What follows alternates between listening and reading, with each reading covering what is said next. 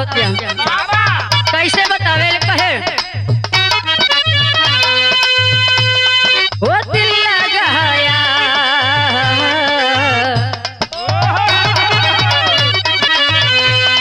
वो दिल लगाया था दिल लगी के लिए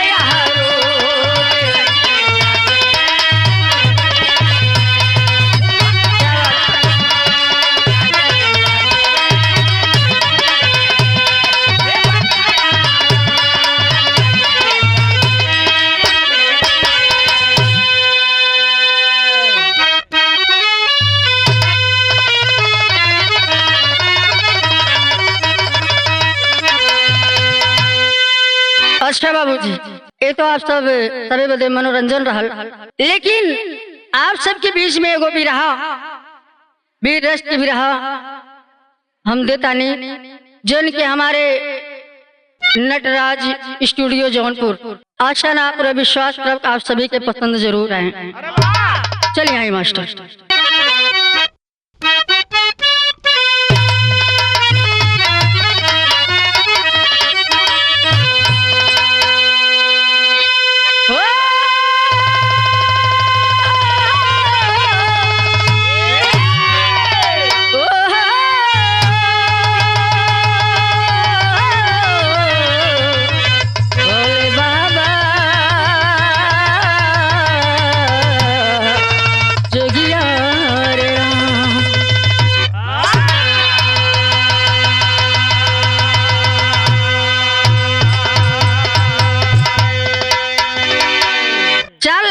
में कहना है मास्टर।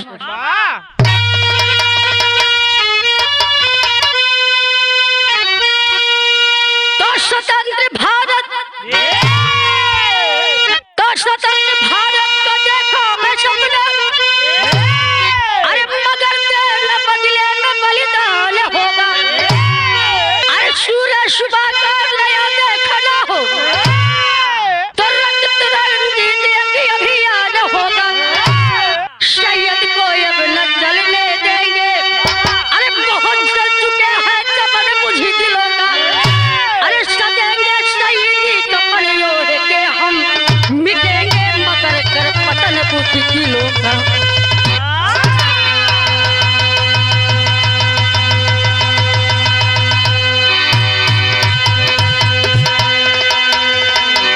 सजेंगे शहीदी कफन ओढ़ के हम, अरे मिटेंगे मगर कर पचन मुझ दिलों के। यही से गजल के भाव लगल मास्टर। गजल में कहना है क्या?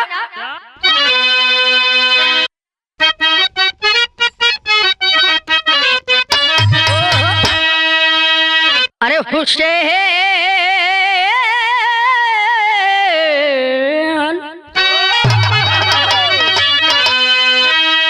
हुसैन तुम का तमन्ना सलाम करता हूँ,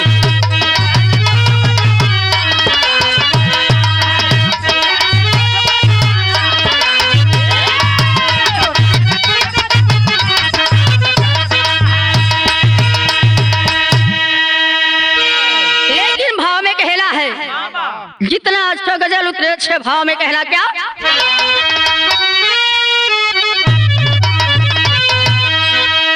तेरे दिल मर गई, अरे तेरे दिल मर गई बलिदान हुआ करता,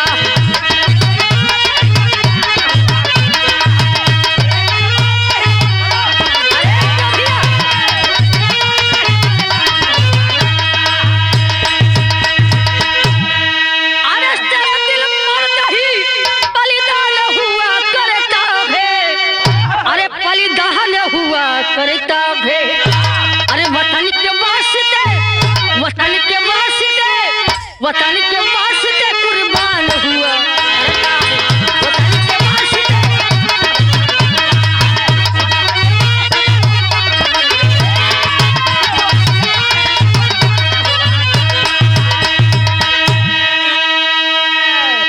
यही से हमरे कहानी के शुरुआत भइल। कहानी पे गौर करिहा।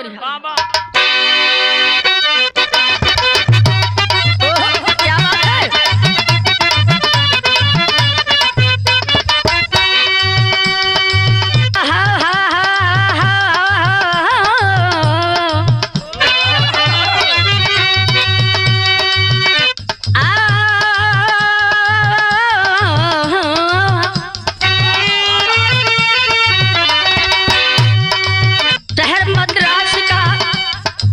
शहर मद्रास का बसंत युक्त चाँद कहा, शहर मद्रास का बसंत युक्त चाँद कहा, चाँद क्यों अंग्रेजों के जुल्म अब नचाए कहा।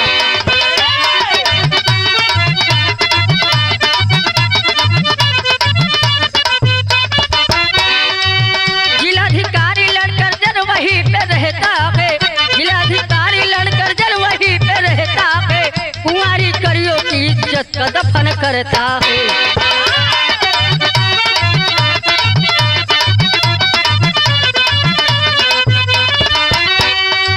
सजाया सात क्रांतिकारियों की टोली है, सजाया सात क्रांतिकारियों की टोली है, जुबा से फूट पड़ी इनकलाबी बोली है।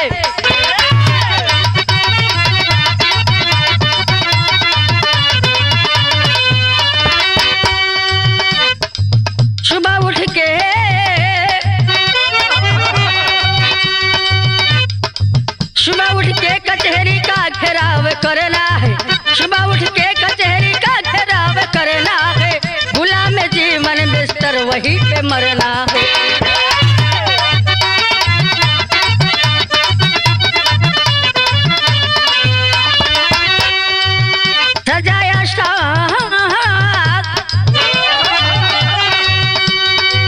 सजाया सात क्रांतिकारियों की टोली है, जुबा से फूट पड़ी इनकलाबी बोली है।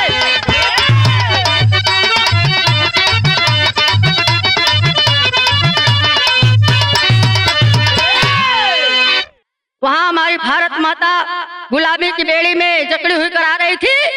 उस समय हमारे लॉर्ड कर्जन जिनका नाम बसंत बतावल गई। बाबू देश का हमारे नौजवान बसंत वो सोच जाता है कि मैं अपने देश को, अपने गांव को, अपने माता बहनों को और अपने भारत माँ को मैं इस गुलामी के आजाद बेड़ी से आजाद जरूर करवाऊंगा। जब सोच जाता है तो कहना है क्या।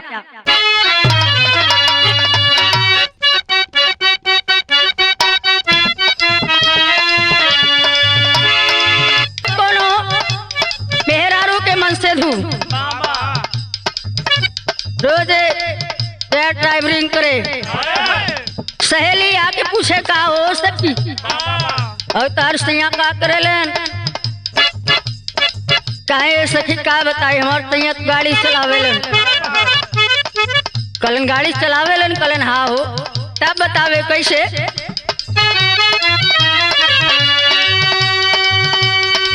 ओ सैया मिलल बा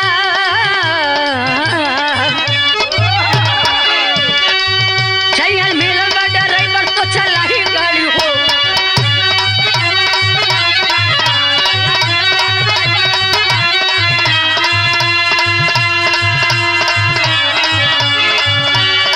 वो सैया मिलल बा ड्राइवर तो चला ही गाड़ी हो, कारी दारू के वो कारी दारू के वो कारी दारू के पिया ही तो लड़ाई गाड़ी हो।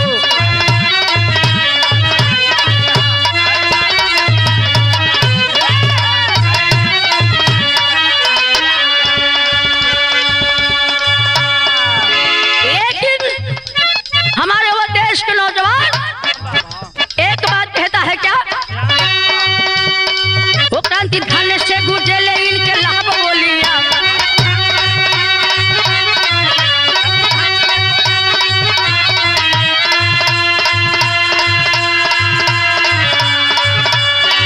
क्रांति धाने से गुजरे इनके लाभ बोलिया, सातो शेरवा वो सातो शेरवा वो सातो शेरवा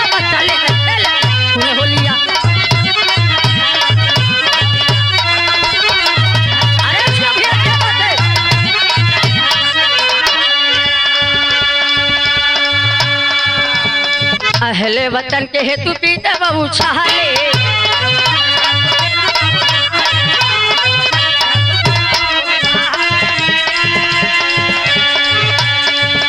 और पहुंचे ससुरालिया में जाके डेरा टहले।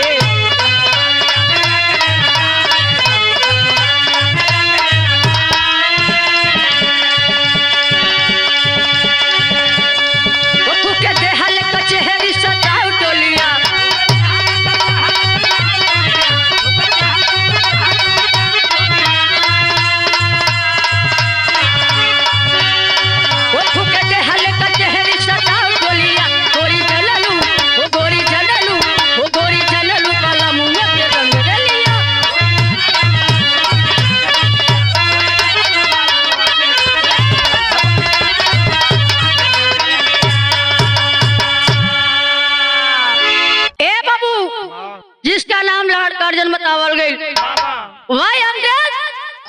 वहाँ अंग्रेज विदेश से आते हैं और आकर के वह गांव का घेराई कर देते हैं।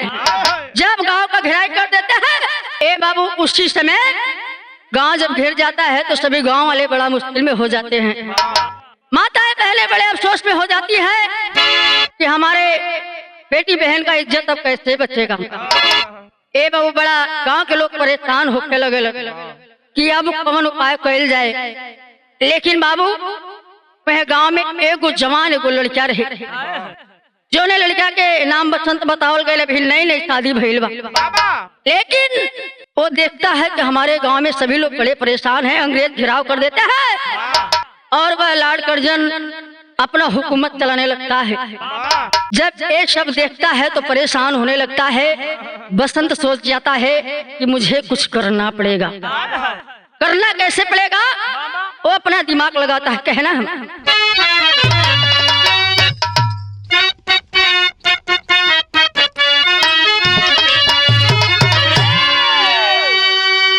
अरे चलने चला समा पर बन के पारवानवा हो जवानवा, सर पे बांधे कफन माला।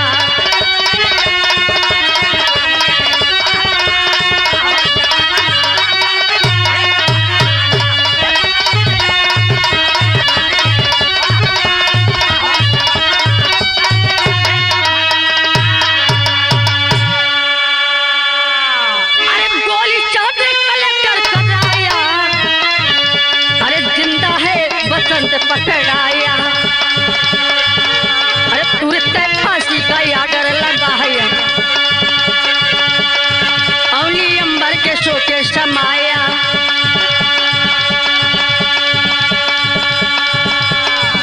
अरे सुन के चली है बिंदु मिलने, अंतिम दिन हो जवानवा, सर पे बांधे कफन वाला।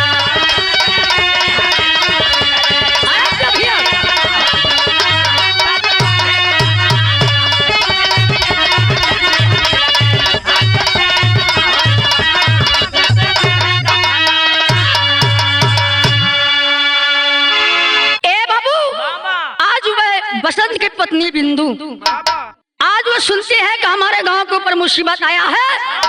बाबू अपने पति को बुलाती है कि जी सुनिए, हमारे पास आइए। बसंत बोलता है क्या बात है, बोलिए। वह बिंदु बोलती है कि सुनिए, हमारे गांव में माताएं बहने का इज्जत बड़ा मुश्किल में है और मैं आदेश देती हूँ कि चाहे आप जिंदा या मुर्दा उसको पकड़िए जो अंग्रेज से चलकर हमारे गांव में हुकूमत चलाने आया है।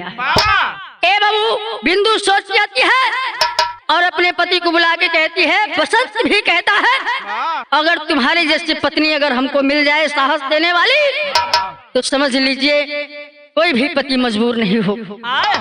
बाबू बसंत अपने सर पे कफन बांध लेता है और बांध करके अपने गांव का, अपने देश का इज्जत बचाने के लिए चल देता है। चलता है तो कहना है,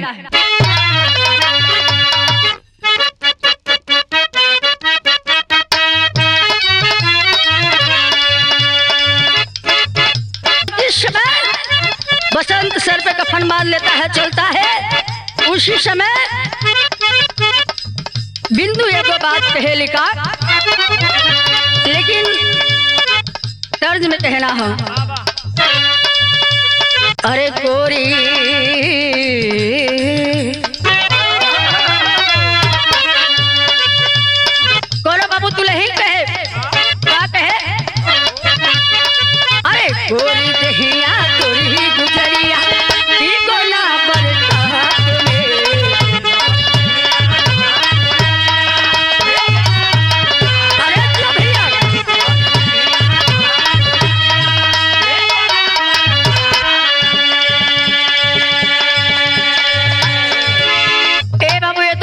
लेकिन भाव में कोई बिंदु अपने पति को बुला के रोक के वो बात कहेली, का कहेली? अरे बोली है बिंदु ले आते नयन में, बोली है बिंदु ले आशी नयन में, घेरा दगा बरियार हो।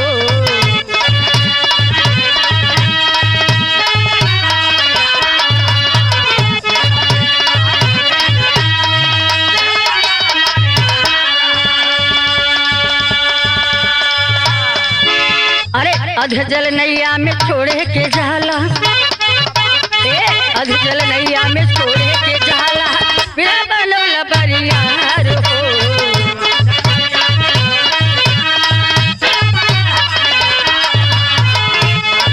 भैया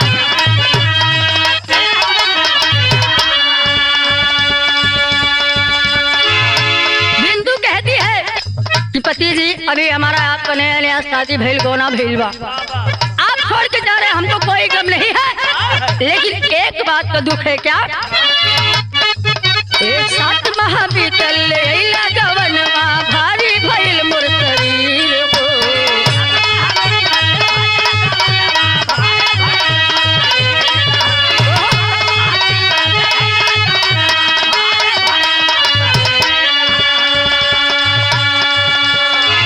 अरे उगले से पहले डूबल कैसे दिनवा, उगले से पहले डूबल कैसे दिनवा, राउर लगब कौने तीर हो।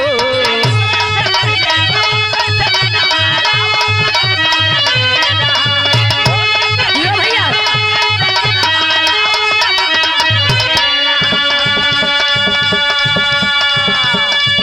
अरे पीर सहाना जाए बलम दी,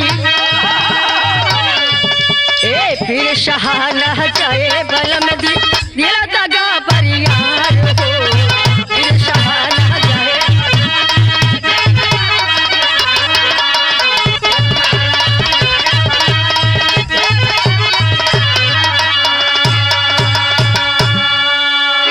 आज वो बिंदु कहती है बसंत से कि पति मुझे कोई बात का दुख नहीं है, बस दुख इस बात का है कि जो आप हमारे पेट में पल रहा बच्चा, मैं सोच रही हूँ बेटा हो या बेटी हो, मैं उसको भी अपने देश के लिए कुर्बान कर दूंगी।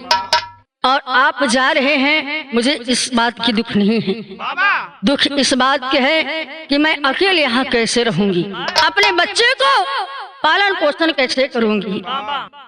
आज बसंत आंख पोछता है, कहता रे पगली क्यों, तुम क्यों रोती है, क्यों घबराती है? अरे देखने वाले और सोचने वाले ऊपर तो भगवान भी हैं। आज बसंत अपने पत्नी बिंदु को धीरज बधाते हैं, बधा के और वहां से चल देते हैं। जब चलते हैं तो शहर में कहना क्या, आज बसंत धीरज बधवाते हैं और बधवा के ही बात कहते हैं क्या, अरे चूम रहा हूँ देश प्रति फांसी फिर भी रोती है, अरे खून से मेरा लिखना कहानी को आंसू से धोती है, रक्त में मेरा उदय है, अरे उसको सही बचाना तुम, और मातृभूमि की बलवेदी पर उसको बलि चढ़ाना तुम। कहते अरे पगली चाहे हमारा बेटा हो चाहे बेटी हो, उसे अपने देश के लिए कुर्बान कर देना, कभी आंसू मत बहाना, कभी किसी चीज का गम मत करना।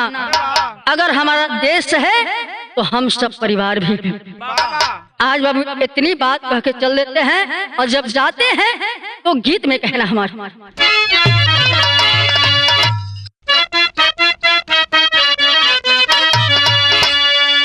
ये बड़ा प्रांतर जो है तर्ज में कहना हो, अरे बुढ़वा मालाई काले बुढ़िया काले लकसी,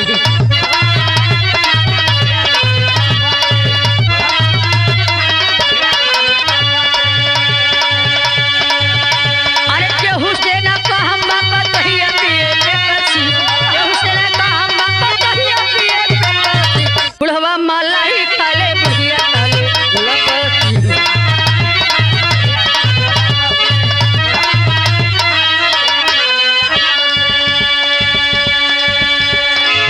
लेकिन बाबू भाव में कहना है,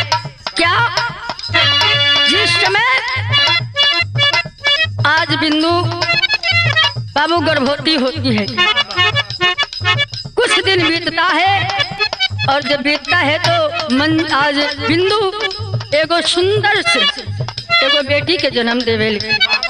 बेटी के जन्म देवेली तब अपने मन में कहेली का, अरे माई जनमौली, अरे माई जनमौली बेटी बलिदान खातिर।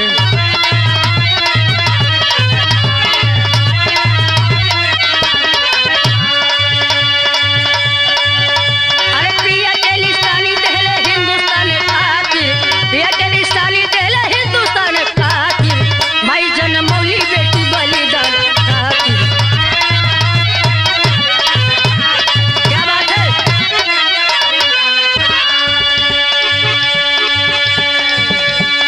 वीरता के लोरी गा के बेटी के सुना में,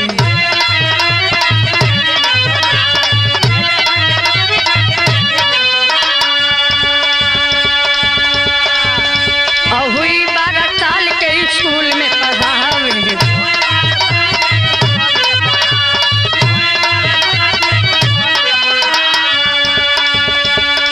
अरे सतुई में सुनीता पढ़े स्वाभिमान खातिर, सतुई में सुनीता पढ़े स्वाभिमान खातिर, माई जनमौली बेटी बलिदान खातिर।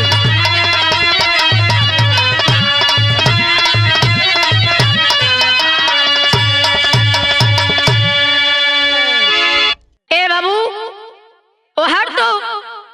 ओहर के बात हो गई, पति के बाद तो पति तक हो गई, लेकिन जब आज बिंदु एगो बेटी के जन्म दिली, आज वो बिटिया के अपने लेके बड़ी खुश बाड़ी। आज दुनिया की वीरता सुना के, देश के वीरांगना के बात बता के, ए बाबू ए बिटिया के रात दिन सिखावत बड़ी। धीरे धीरे दिन बीता था, दिन बीत गई। कुछ दिन जब भइल तो मन आज सुनीता 12 साल के हो गई। 12 साल के हो गई तो सुनीता स्कूल में भी पढ़े लगल। पढ़ लिख के ज्ञान गुण मिलत बा, शिक्षा मिलत बा। ए बाबू माई आज अपन कर्जा दुनिया करके मजदूरी करके खियावत जियावत बड़ी, पढ़ावत लिखावत बड़ी। लेकिन बाबू बिटिया भी बड़ी मतारी के और बाप के सोचे ले। बेटवा थोड़ी देर के लिए ना सोची है कि यहाँ ज्यादा मतारी बाप के फर्ज होला करत बाड़ी। लेकिन बाबू बेटी ऐसी चीज है कि अपने माँ बाप के लिए अपना जान दे देती हैं। कोई चीज नहीं सोचती हैं, यही सोचती हैं हमारे मतारी बाप इतना दिन हमके पढ़ौली लिखौली केली जियली, इतना से इतना बड़ा कैली। बाबू चाहे अपने घरवा भी चल जाए तब वो है महतरिये बाप के बारे में सोचे रहे। कहना है का,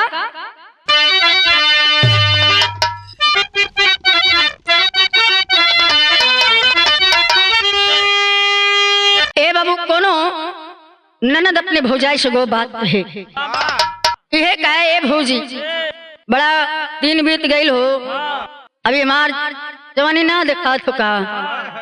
भौजाई कहेले ननद की काहे भौजी हमरो खाती खोजबू, 1.5 दिन बीत गई बा, तब कहे का हो, का दिक्कत बा, का परेशानी बा, बतावे का।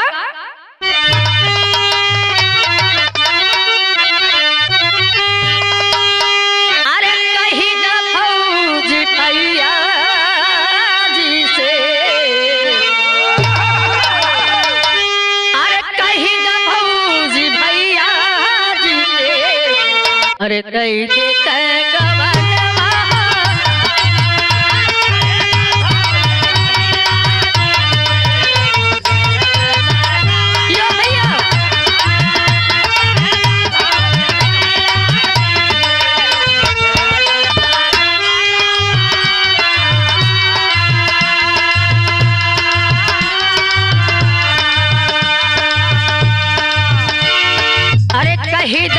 भौजी भैया जी से गई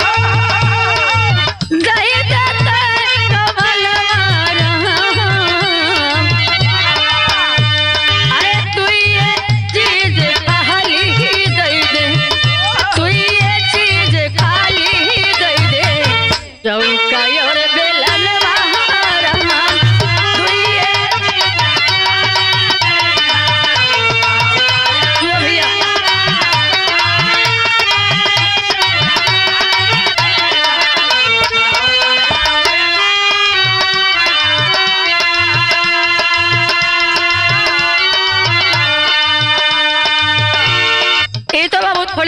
मनोरंजन में दे रहे। लेकिन जिस समय आज बिंदु की बेटी सुनीता धीरे धीरे 12 साल की हो जाती है, अपने मन में वो भी सोच जाती है कि मैं अपने बाप का बदला जरूर लूंगी। आज बाबू जब सोचती है तो कहना क्या है, क्या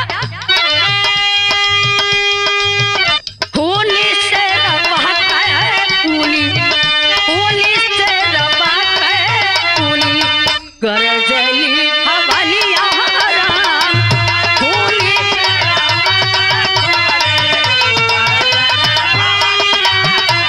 अरे जी भैया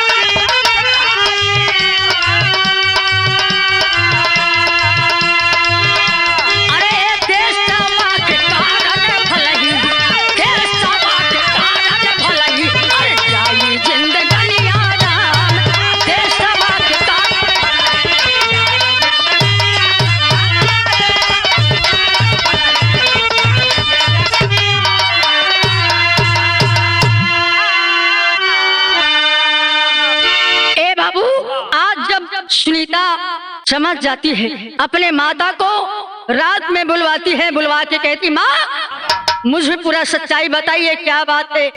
हम देखते हैं कि आप रात भर दिन भर रोती रहती हैं इधर उधर, मुझे सच्चाई बताइए क्या बात है, मैं अपने बाप का बदला जरूर लूंगी।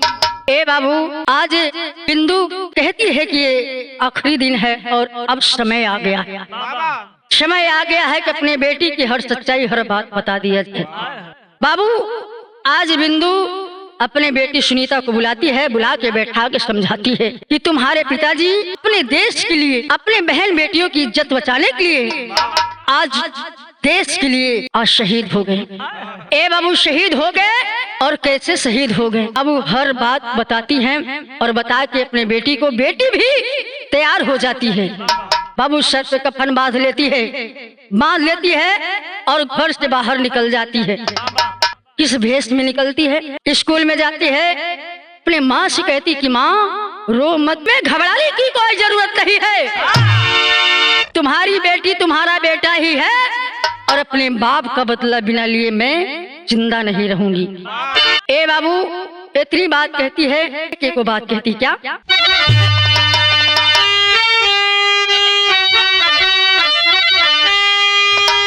अरे वतन के स्वाभिमानी बिटिया,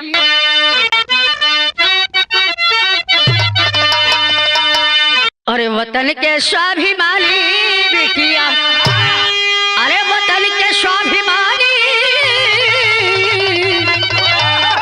अरे वतन के स्वाभिमानी बिटिया, अरे सर पे कफन शहीदी बांध चली मर्दानी, अरे मर्दानी वतन के स्वाभिमानी बिटिया, अरे सर पे कफन शहीदी बांध चली मर्दानी, वतन के स्वाभिमानी बिटिया। ए बाबू कहना है कि बेटी का खून भी गर्म होता है। जब अपने माँ बाप के लिए सोच जाती है तो सोचती किसी को नहीं, चाहे कोई रहे या ना रहे। ए बाबू, कहना है क्या? अरे देश भावना जाग उठा, देश भावना जाग उठा है कुसुम कली के दामन में, गरिमा से भरा उद्गार था तब भारत माँ की आंगन में। स्कूल भेष में गई वीरांगना, अरे स्कूल भेष में गई वीरांगना, जिला देश के बंगले पर 20 पिस्तौल सिपाही नजर टिकाई पगले पर।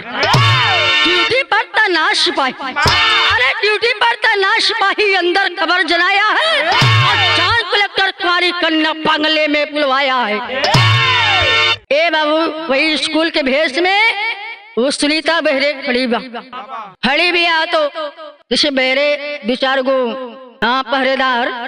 पहरेदार खड़ा बड़े ने, वहाँ लड़की आदेश देती है कि मुझे कलेक्टर से मिलना है और जाके कहिए कि कोई सुनीता नाम की लड़की आई है, आपसे मिलने के लिए आई है और जरूरी भी है। ए बाबू, वो पहरेदार जाते हैं अंदर कलेक्टर के पास, बताते हैं कि आपके पास कोई खूबसूरत और नई लड़की आई है। ए बाबू, इतने बतिया कलेक्टर के सुन के मारे एकदम मुंह में पानी आवे लगे। कहते हैं कि क्या नई और खूबसूरत लड़कियां हैं? कहते हैं हाँ साहब, अभी 12 साल की लड़की है और खूबसूरत भी है। ए बाबू, इतना बात कलेक्टर सुन लें, कलें ठीक है उसको अंदर बुलवाइए। ए बाबू, सुनीता आई और जब कलेक्टर साहब डिक्लेयर करे स्कूल भेष में कौन सी लड़की है और क्या चाहती है। ए बाबू, सुनीता आती है अंदर और अंदर आके बैठती है, नमस्ते प्रणाम करती है कि सर आपसे कुछ काम है और अगर कर देंगे तो बहुत अच्छा होगा। आज बताते हैं कलेक्टर साहब, अरे पगली, तुम्हारा ये काम तो करने के लिए हम यहाँ बैठे हैं और किस लिए बैठे हैं, बता क्या करना है। कहती है ठीक साहब। एक बाबू सुनीता एक सादा कागज और एक कलम, वही कागजवा सादा निकालती है और मेज पे रखती है। जब रखती है तो कहती है साहब कुछ ज्यादा नहीं करना है, बस एक ही चीज करना है। क्या करना है? पढ़ में कहना है।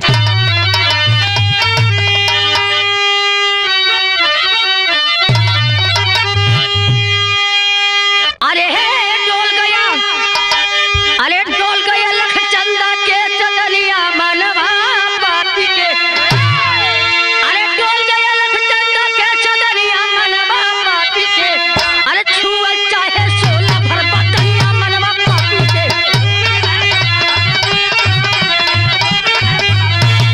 अरे देखिए क्या बात है।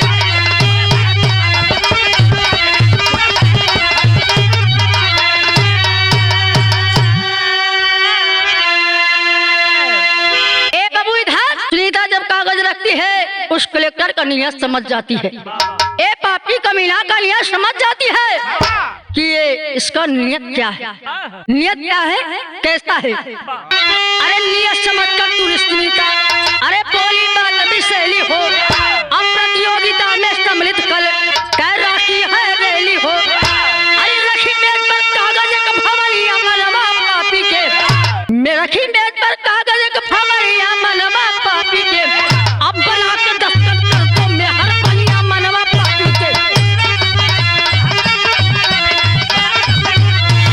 अरे भैया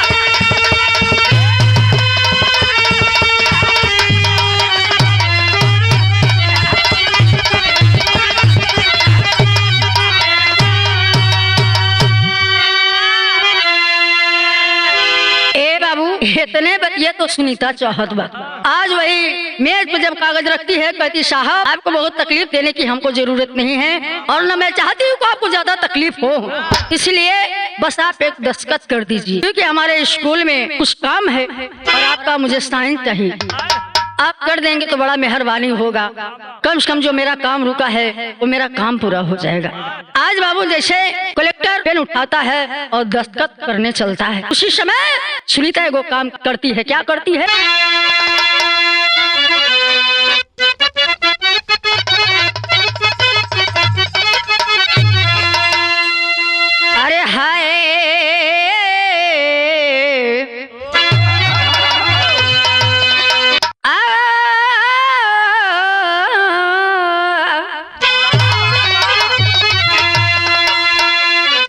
अरे पपिया के सिहरावा पे, पपिया के सिहरावा पे अरे खाड़े बामौतिया बाबू।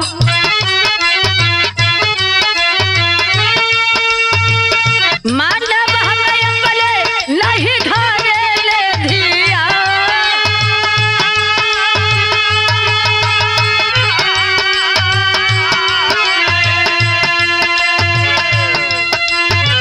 दस्तखत बनावे चली हाथ में कलमिया बाबू।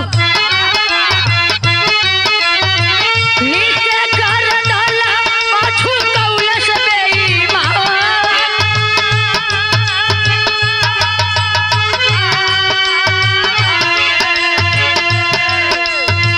तबले भवानी संभली पिस्टल के भवन वहां बाबू।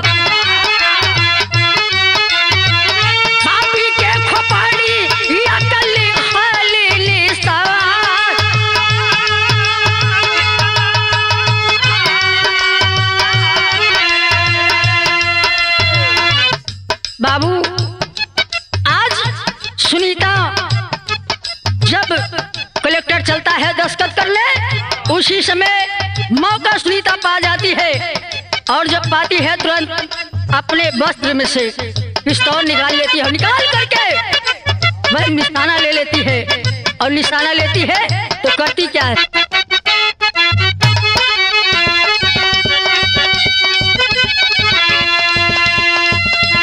दूसरी हो गोली बरमर सिनेमा में।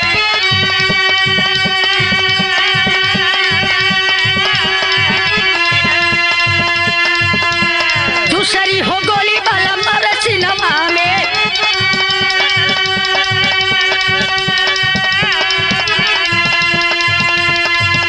अरे गिरले जमीनी पे होई के उतान,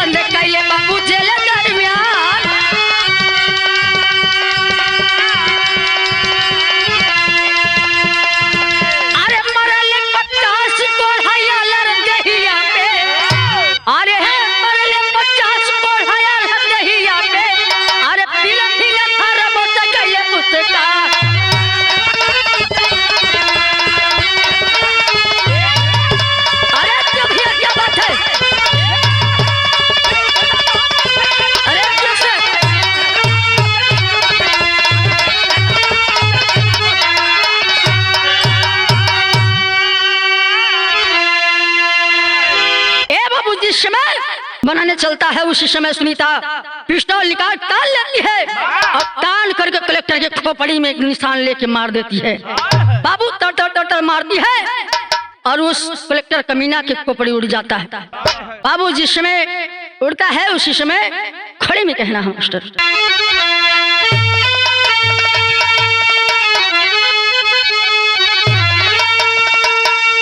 अरे है कई सुनीता जेल के अंदर जज्बाना लिख जाने। ए बाबू सुनीता जो उन्हीं समय मरले वक्त कलेक्टर को वही समय आ जाते हैं, थाना पुलिस पूरा चारों ओर से घेर लेते हैं कि ऐसा कौन सी लड़की है क्या करके कलेक्टर को मार देती है। ए बाबू घेरा गई और घेरा के तुरंत पकड़ा गई सुनीता। सुनीता पकड़ा जाती है। बाबू कहती है कि मुझे पकड़ लिए कोई गम नहीं, मुझे इस बात की खुशी है कि मैं जिस काम के लिए आई थी, जिस उद्देश्य के लिए आई थी, वो मेरा बदला पूरा हुआ। ए बाबू हंसते हंसते वह सुनीता बोलती है कि आइए सर मुझे पकड़ लीजिए, मुझे कोई भी सजा दे दीजिए, मुझे इस बात की कोई गम नहीं। बाबू उस समय पकड़ते हैं और जब पकड़ते तो कहती है क्या, अरे कहीं सुनीता जेल के अंदर जज्बा ना लिख जानी, अरे कहीं सुनीता जेल के अंदर जज्बा ना लिख जानी हो जानी।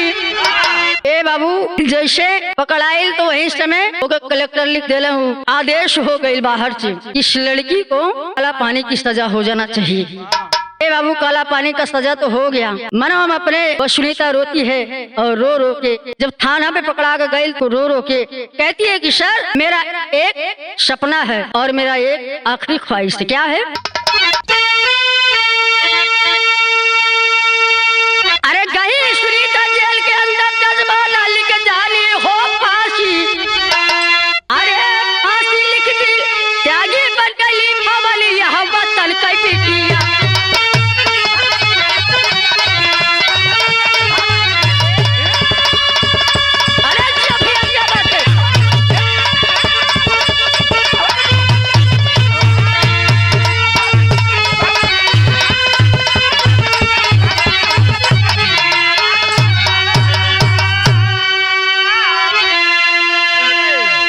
सुनत खबर जा बिंदु पोछी रोने लगी सुनीता। अरे बिरांगला हो देश का रोना नहीं पुनीता हो बाटू पाटू चंडी महारनिया। अरे वतन का है बिटिया। ए बाबू जिस समय वो लिख उठता है काला पानी से उसको फांसी हो जाता है। फांसी हो जाता है। सुनीता बोलती है कि मेरा आखिरी ख्वाहिश है कि मेरी माँ को बुलवा दीजिए, माँ को बुलवा दीजिए, मुझे माँ से मिलना है और कुछ उनसे कहना है। ए बाबू माँ के पास खबर जाती है और खबर जब जाती है तो माँ वहाँ से दौड़ के आती है तो कहती क्या बेटी तू क्या कर दी? कहती माँ मुझे तो खुशी है, मुझे इसलिए खुशी है कि मैं अपने बाप का बदला लूं। मुझे कोई गम नहीं है, मुझे इस बात की रोना आ रहा है अगर हमारी जैसी 2-4 बहनें और होती तो वो भी अपने देश के लिए कुर्बान हो जाती। इसीलिए मुझे रोना आ रहा है। और एक बात और आपसे कहना है। क्या कहना है? अरे माता मेरे रोने का कुछ और अलग है कारण। अरे होती बहना 4-5 करती देशवा के बाना। अरे देती दिशवा पर जीवनिया वतन का बिटिया।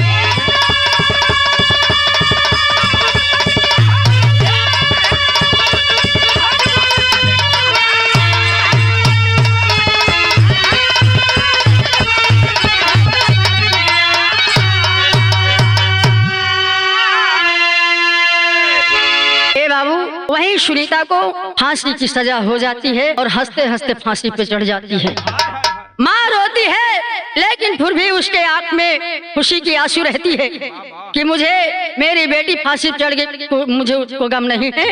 मुझे बस इतना तकलीफ भगवान से मैं यही कहूंगी कि अगर मुझे बेटा नहीं चाहिए बेटी ही चाहिए।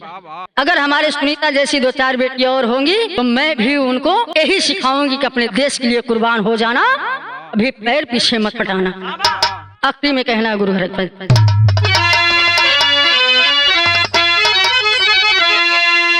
अरे गुरु बिहारी गुरु मन की खत्म हुई कविताई।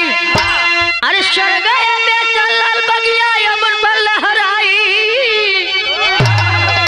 अरे वतन के स्वाभिमानी बिटिया, अरे वतन के स्वाभिमानी, वतन के स्वाभिमानी बिटिया, पवित्र कब सुधर के